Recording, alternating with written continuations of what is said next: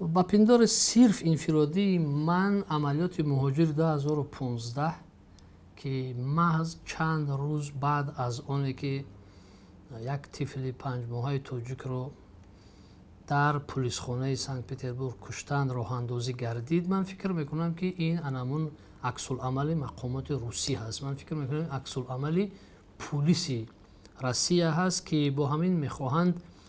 با جامعه جهانی اثبات کنند که این مرگ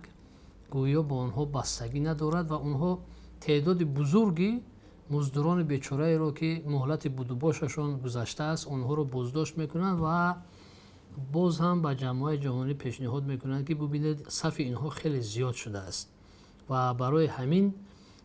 ما این عملیات را مطرح کردیم. و عموما بار دیگر میگویم که یگان قانونگذاری در روی عالم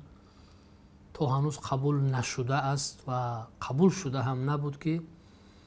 طفل شیرمست یا خود شیرمک را از پیستان مادر، دامان مادر، آغوش مادر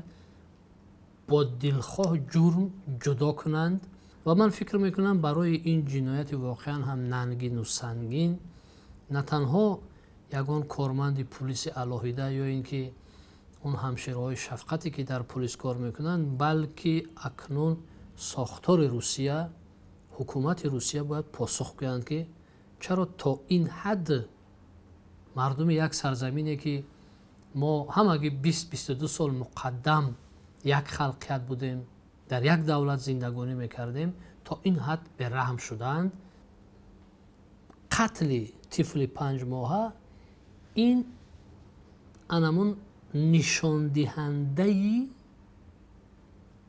تجلاگری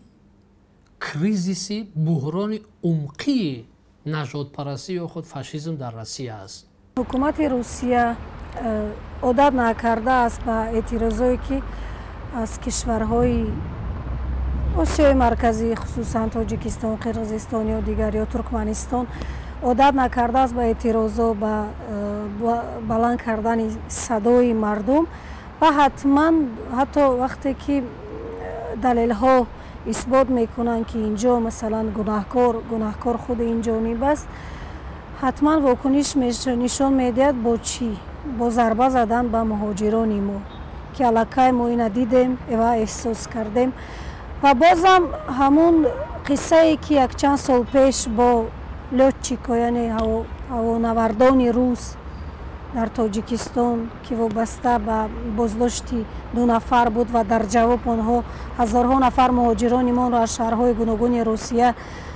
با سبب‌های سنی و با سبب‌های بافته و گوناگون دپورت کردن یعنی اخراج کردن. فکر میکنم بعد از این قصه بعد از واکنش شدیدی که از